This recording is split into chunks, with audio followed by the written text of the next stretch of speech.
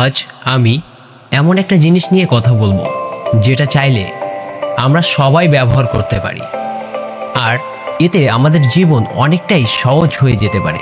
কিন্তু মজার বিষয় হলো আমরা জানিই না এই জিনিসটা প্রতিদিন আমাদের চোখের সামনেই থাকে, তবুও আমরা চিনি না। তো চলুন এই জিনিসটা সম্পর্কে একটা স্পষ্ট ধারণা আজকে আমরা সবাই নেই। আর সেই জিনিসটা হলো এআই, আর্টিফিশিয়াল ইন্টেলিজেন্স।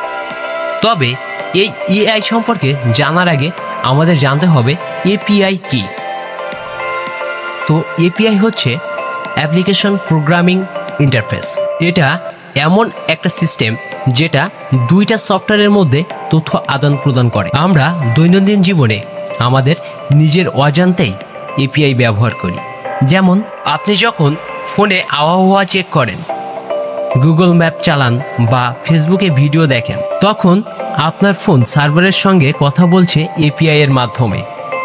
এপিআই হলো প্রযুক্তির পেছনের নায়ক, যেটা কাজ করে চুপচাপ কিন্তু অনেক গুরুত্বপূর্ণ।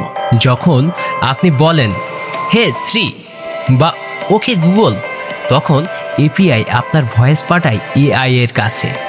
এআই বোঝে আপনি কি চাচ্ছেন এবং উত্তর আবার এপিআই দিয়ে আসে। এই যে আমি এখন কথা বলছি, চ্যাটজিপিটি ও ঠিক এভাবে কাজ করে। সিপিইউ এবং এপিআই।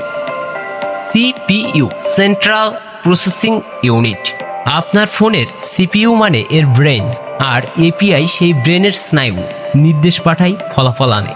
তাই ফোন ফাস্ট চলে, ব্যাটারি কম খায় এবং আমরা একসাথে অনেক কিছু করতে পারি। এপিআই এর প্রয়োগ।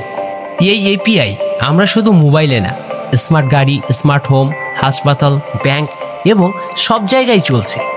ঘরে বসে আপনি আলোর সুইচ অন করছেন, এটা কিন্তু এপিআই। ঘড়িতে হার্ট রেট দেখছেন, এটাও এপিআই।